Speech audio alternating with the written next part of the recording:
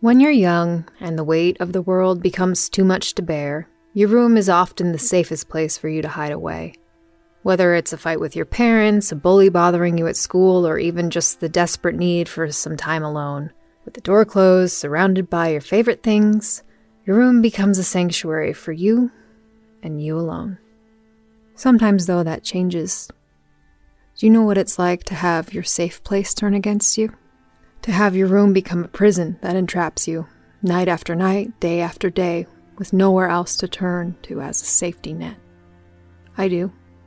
And it started after we found the dark room in the basement. It has been 6 months since we moved into Lighthouse. The seasons changed and we welcomed a new year. 1964 didn't feel any different than 1963, but a new year often brings new beginnings.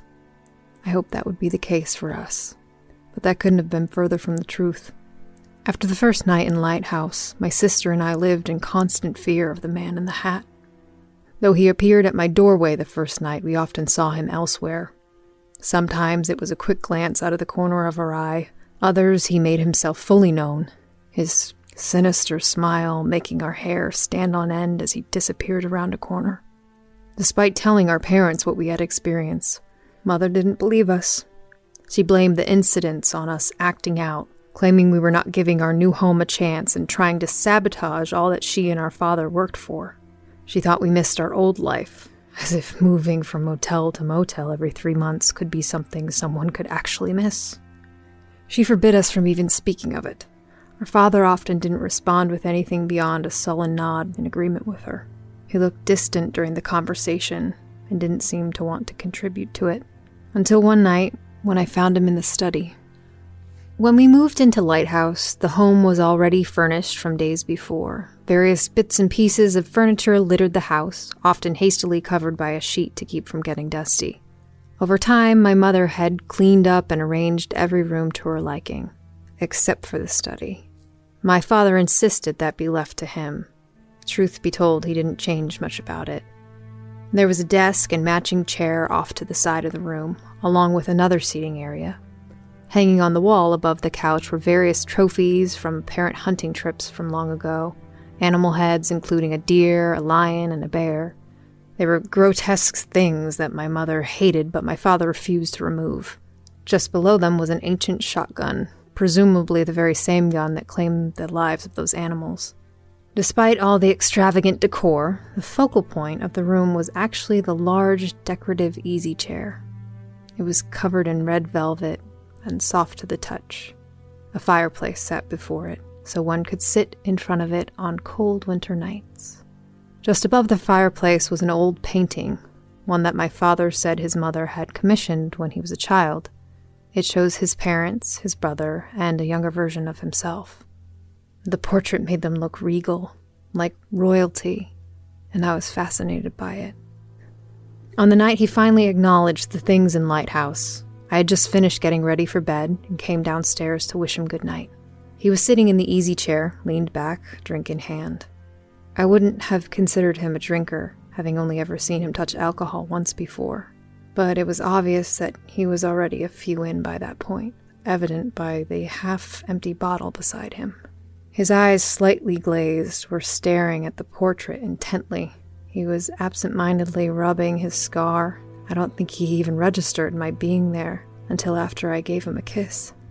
I turned to leave when he suddenly grabbed my arm with such force that I yelped in surprise. My father had never laid a finger on me before, so I was caught off guard. I looked at him, his eyes refocusing on me as his words slurred from his lips. "Stay away from the man in the hat." He stared hard at me for a few moments before letting me go, turning back to his drink. Did he know something I didn't?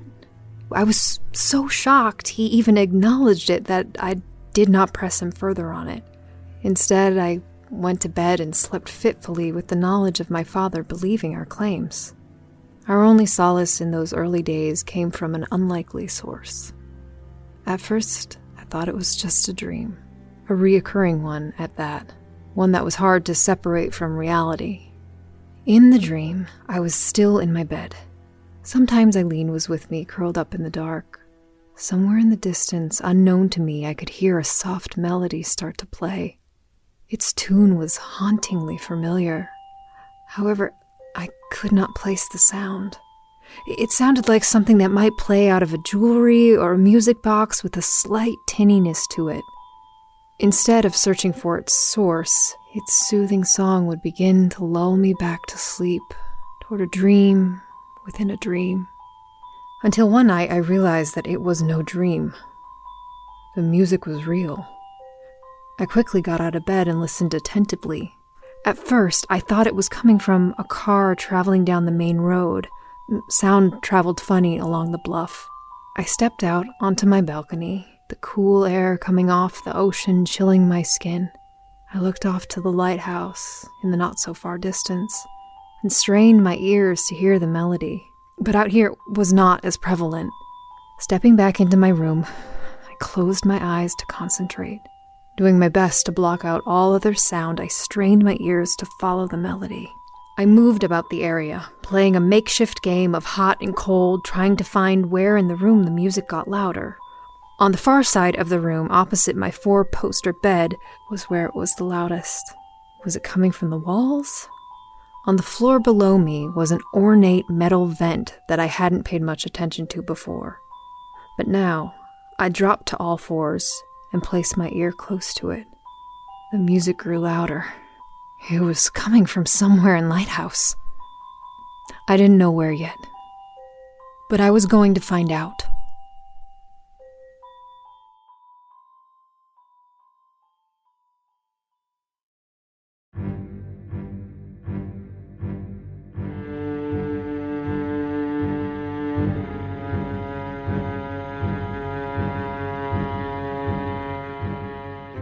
Lighthouse, Chapter 2, 1964.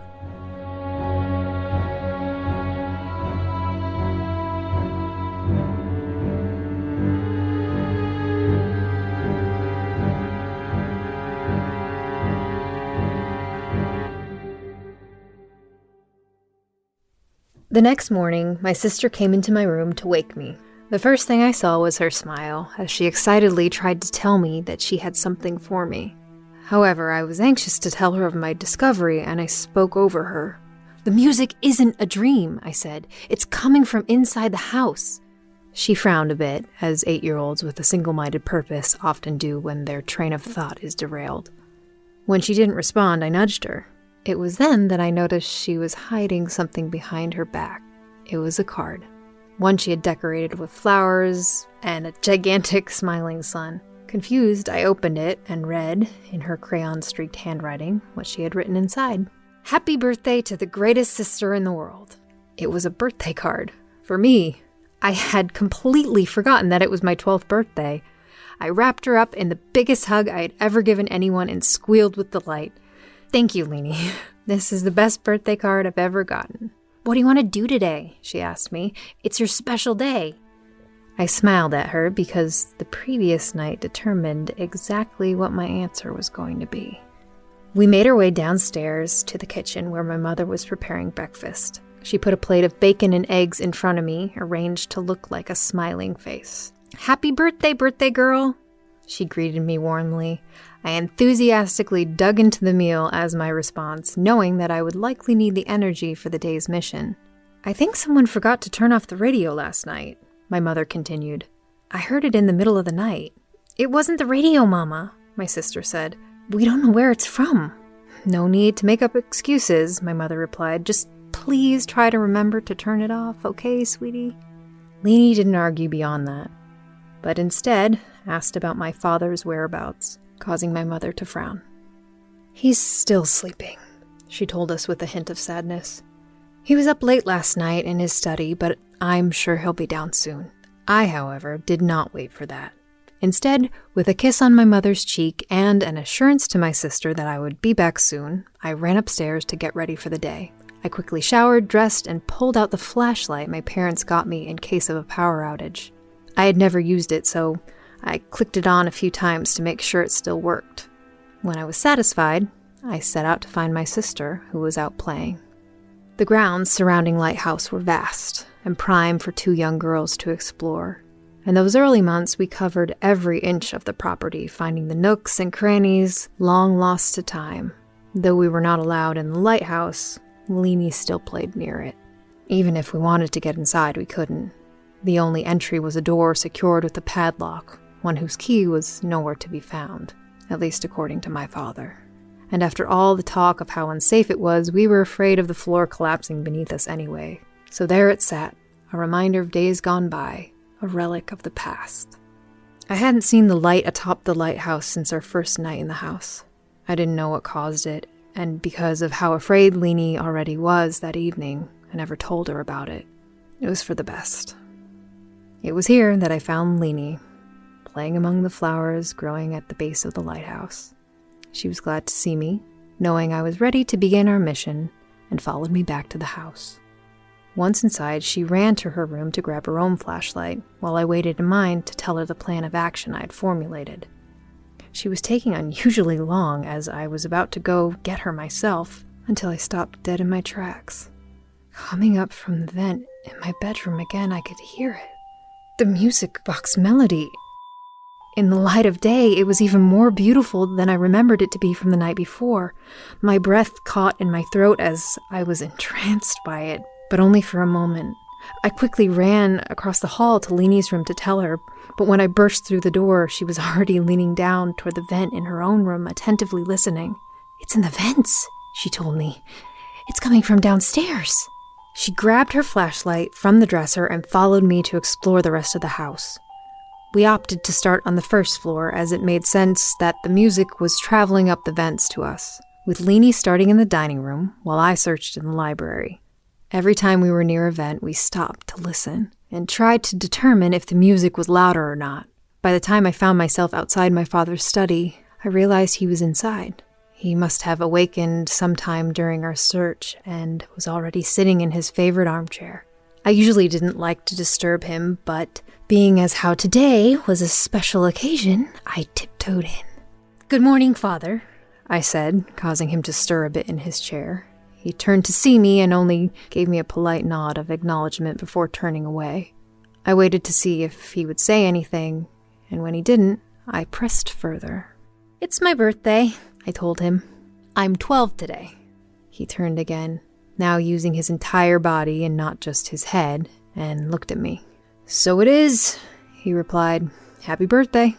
He raised his glass to me as I realized he was already drinking. It was not even 10 a.m., and here he was already drowning in liquor. When he turned away again, I left the study, upset that I did not receive warmer birthday wishing. I couldn't dwell on that for too long, though, as I still had a job to do. After about an hour or so of searching, my sister and I met in the kitchen. Neither of us had any luck so far, and were feeling a little deflated. We sat down at the table to have a snack and formulate our next move. As we both took turns biting into an apple, the music continued to play from somewhere. It was beginning to drive me mad, not being able to figure it out. When we finished our apple, I brought our plate over to the sink to wash it, and noticed that the music seemed to be louder. I looked around, trying to find a vent nearby, but to no avail. Looking to the left of the sink, the house's ancient dumbwaiter sat. On a whim, I opened its door, the metal grating from years of disuse. The melody wafted up the shaft into the kitchen. My sister and I looked at each other as we came to the same realization. It was coming from the basement. The entry to the basement was in the pantry just off the kitchen. We hadn't yet explored it since we moved in, but now seemed like the perfect time. The door swung open slowly with a horrific creak. It revealed the basement below us, darker than pitch. The light switch proved to be fruitless. The bulbs likely hadn't been changed in years and were burnt out. Leenie stood at the top of the stairs, looking down into the abyss. I could tell by the way she was staring that this might be the end of her journey. "I'm scared," she admitted, her eyes never leaving the darkness. The music still wafted up from the shadowy depths below like a siren song calling out to us. "It's okay," I told her. "I can take it from here." I turned on my flashlight and aimed its beam down the steps. To my relief, everything looked surprisingly normal. However, I couldn't help feeling a bit of apprehension as I took my first step downward.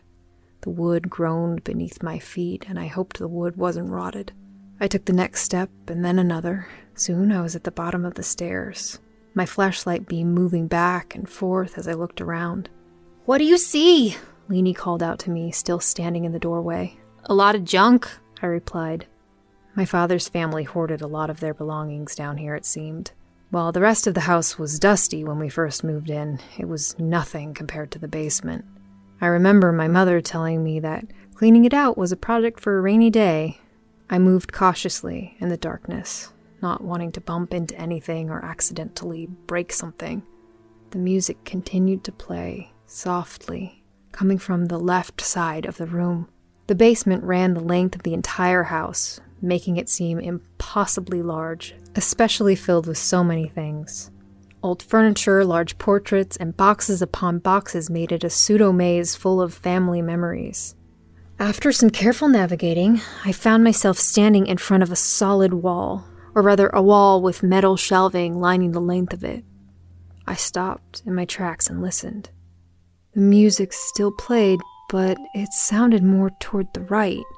I swung my flashlight in the direction and slowly walked that way, stopping every few steps to listen again. The source of the music was close, but where? I looked at the metal shelf against the wall in confusion. Taking a brief look around, there didn't seem to be anything of importance on the shelf itself, just a bunch of old junk and small boxes. Perhaps in a house this old, the acoustics were playing tricks on me? Was it actually coming from somewhere else entirely? I began to make my way back toward my sister when I heard a crash behind me. I quickly turned and directed my beam on the floor. Lying there was a box, one that had fallen near where I was just standing. Did I do that? Did I knock something off balance without realizing it, causing it to fall? Just beyond the box, I spotted an old pair of shoes. On their own, they wouldn't have caught my eye, but it looked like they were attached to a pair of pants. I slowly moved my beam up, and those pants turned into a man's overcoat. A feeling of dread formed in my stomach as my brain began to formulate that it wasn't just a random assortment of clothing bunched together in the dark basement, but rather something else entirely, someone else entirely. My flashlight beam continued its slow ascent up the coat as my dread continued to build. I was inches away from revealing the identity of this stranger in my basement, but in my heart, I already knew who it was. A ghastly smile greeted me as my light fell upon it. The man in the hat was there. I screamed, but through some sort of miracle continued to hold my ground. When I exhausted all the air in my lungs, I stood frozen in fear, as my eyes locked with those of the man in the hat. His smile never wavered, nor did his stance. He simply stared at me. With my first clear look at him, he looked to be in his late 50s. The flesh of his skin hung loose, as if he had started to decompose, giving him an even more distressing appearance. His clothing, though once in immaculate condition, now was in the process of slowly falling apart, as if moths had started to make a meal of it. We were at an impasse, as neither of us moved a muscle for several moments. I was about to take a step backwards, to get away from this horrifying specter, when the man in the hat turned his head toward the wall. His arm, long and gaunt, lifted in unison, as a single finger pointed toward the shelf I had been looking through earlier. At first, I wasn't sure what he was doing. I hesitated to get closer to him, but my curiosity was beginning to get the better of me. Was there something on the shelf he wanted? Something he wanted me to see? I tried to think of what it could possibly be when I heard the music. Once again, it sounded like it was coming from the direction of the shelf, and then it dawned on me. The music wasn't coming from something on the shelf, but from behind it. I took a step forward to see what was there, when I felt a tap on my shoulder. I yelped and nearly jumped 10 feet in the air as I turned to see Leenie, my sister, staring back at me. "I heard you scream," she said. "I thought you were hurt." Despite her fear of the dark, my sister made the trek through the basement to make sure I was okay. "What was it?" she asked, reminding me that the man in the hat was behind me. I turned in his direction again, using my light to show her the visitor, but instead, he was gone. "What are you looking for?" she asked me. "Nothing," I replied, "but I think I found where the music's coming from." I went back to the shelf and pushed some boxes aside. There, hidden behind the metal rack, was a small wooden door. If not for the man in the hat, I never would have taken a second look. I considered trying to move the entire shelf, but it was next to impossible with everything still on it. I asked my sister to shine her light at the shelf while I started to remove boxes from it. One by one, I took them away and stacked them neatly nearby. Among the things were artifacts from the days when the lighthouse was still in operation. A container of spark plugs, presumably for the light itself, a box of old clothing, including a seaman's cap, and instruction manuals for various controls. There was more than I anticipated, and it took close to 20 minutes for me to finish. With the boxes removed, it was significantly easier to move the shelving from its place. It wasn't long before the door was fully revealed. It wasn't until that moment that I realized the pit in my stomach had returned. Just an uncomfortable feeling at first, but it grew steadily, creeping over me like an icy chill. My intuition was telling me that whatever was behind this door was something that was not meant for us. My sister, however, her bravery growing by the second, ran up to the door and placed her ear against the wood. She smiled as she looked at me. "It's inside," she exclaimed. Before I could stop her, she grabbed the door's handle. My stomach lurched as she did, anticipating the worst. It felt as if the world around us changed. Staring into the gaping blackness of this secret room, I felt a rush of stale air escape it, as if something was trapped inside for years and hurried out toward freedom. The dread I already felt inside me reached a breaking point, and it felt like an oppressive force pressing down on my shoulders. Like all the light in the world had gone out in a single instant, leaving us in a world of never-ending darkness. Leenie was already inside the room, using her flashlight to search. I crouched to enter the room, as I was a hair taller than the door frame, and I felt something brush against my face. I momentarily panicked, thinking I had walked into a spiderweb, only to find my hand hit a tiny metal chain. My mind registered it as connection to a light bulb, and I gave it a gentle tug. The room illuminated in a deep red color, letting us see a little more beyond our flashlights. It wasn't that large of a space, maybe 4 feet by 6, but it had a table with 2 large trays, along with another shelf filled with an assortment of things. Jars of some sort of liquid, pallets of paper, and various other odds and ends sat on it. Above our heads, a line of string crisscrossed just beneath the ceiling, with clothespins hanging from it. But what drew our attention before anything else was on the table itself. A small music box, the source of the mysterious music that plagued us for weeks. Its tiny gears turned as the song continued, its intricate inner workings creating the haunting melody. My sister, entranced by it all, made her way toward it. As her fingers brushed against its side, the music suddenly stopped. She pulled back for a second, startled by its sudden end, but then took it. "Can I keep it?" she asked me curiously. If this trinket locked inside this tiny room made her happy, then so be it. Besides, no harm could come from it. Could it?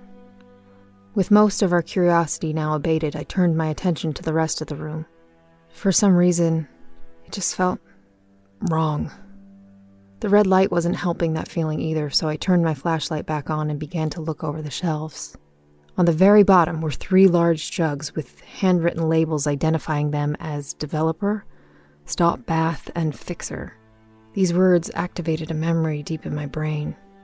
When I was younger, I had developed an interest in photography, and my father taught me how people developed photos on their own. The jugs, the trays, and the red light all began to make sense now. This was once someone's photography lab. It was a dark room. On the shelf above the jugs were spare cases of photo paper, along with a small camera. It was too dark to see the make and the model, but it looked to be in good condition. I slipped it into my pocket. If Leenie was going to walk away from this adventure with a prize, then why shouldn't I as well? Filling out the rest of the shelves were large volumes of photographs. I took one from its place and glanced through it quickly, not finding anything of interest, just photos of people looking just as disinterested as I was, accompanied by long pages of notes. As I went to return it to its shelf, something fell out of the back of the album. I saw it was a pair of records, both slightly smaller than 45s. They must have been tucked away, long forgotten by whomever put them there. I didn't recognize either of the artists, one of them being a single of Stay on the Right Side of the Road by Norwich Mayhems and the Blue Chips, and the other called The Raggedy Man by Ada Jones and Edward Meeker. Unfortunately, the Ada Jones record shattered, but the other one seemed to be in one piece. For a 12-year-old, finding these as treasure in a secret room was not very exciting. I put them back as my eyes scanned the rest of the album's spines, all with various dates from the early 1900s up to the late 1930s. At the very top of the shelf was a dusty old teddy bear. How he made his way into the dark room was beyond me, but he was far out of reach, so I ignored him.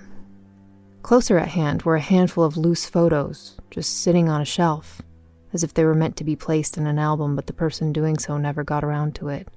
Setting my flashlight down, I took the loose photos and began to look through them, Leenie watching over my shoulder. To my surprise, most of them were of Lighthouse. On the bottom of each, someone had placed a small piece of tape on which they had written 1929. We could only assume that it was when the photos were taken. While most were taken from a distance, some of the latter ones were closer. A few more showed off the property, especially the large tree out front. The one that caught my eye, though, showed the front of the house, with a man standing out on the front porch. "Who's that?"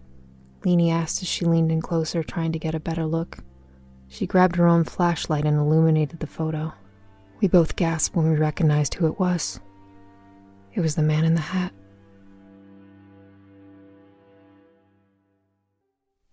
I felt a sick feeling wash over me.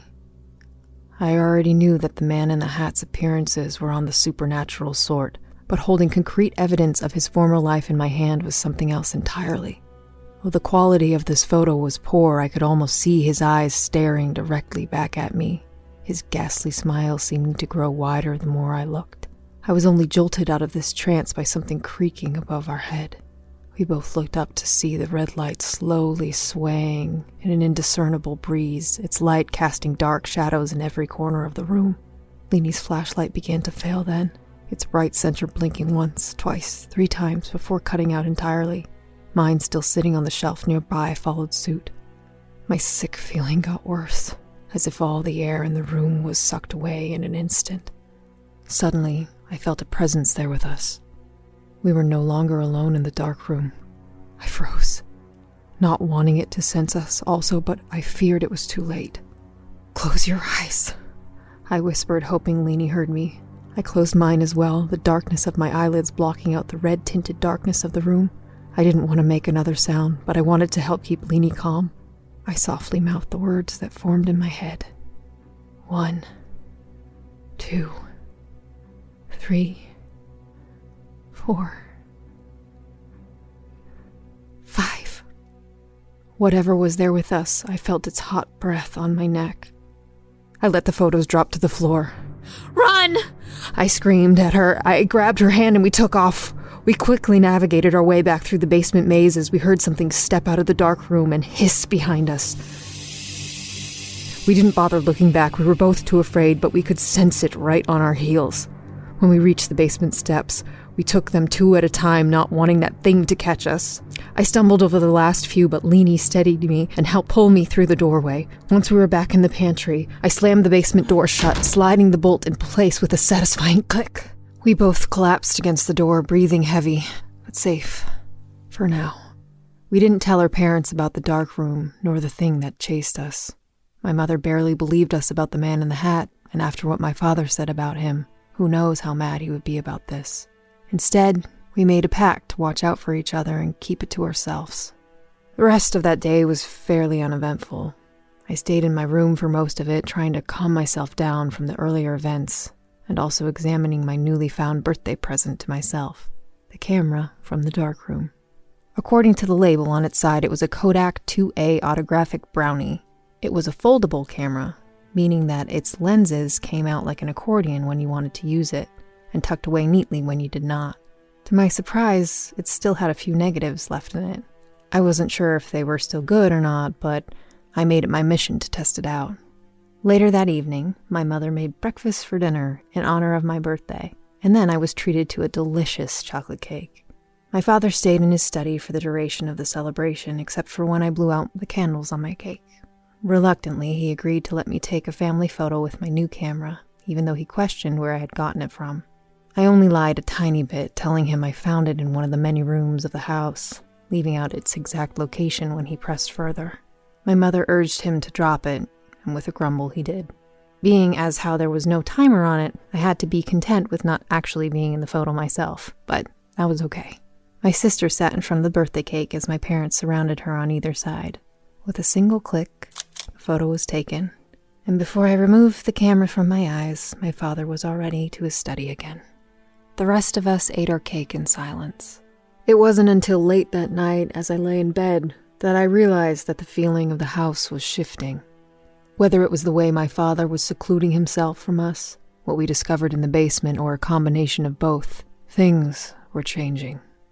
From across the hall, I could hear Leenie switch on the music box, its haunting melody no longer a mystery to us. Instead, it almost gave me a feeling of comfort. Despite that, my thoughts turned to the dark room and what had happened earlier. Someone had to have locked that room away, but for what reason? And who had left the music box there? Why had it begun playing on its own? And that thing we felt, what was it? Was it locked in there? Did we unwittingly set it free? I tried not to think about it as I began to drift off to sleep. My eyes grew heavy as the music box lulled me off into dreamland. I slept soundly that night, for the first time since we moved into Lighthouse, and I'm glad I did. Because after that night, everything changed.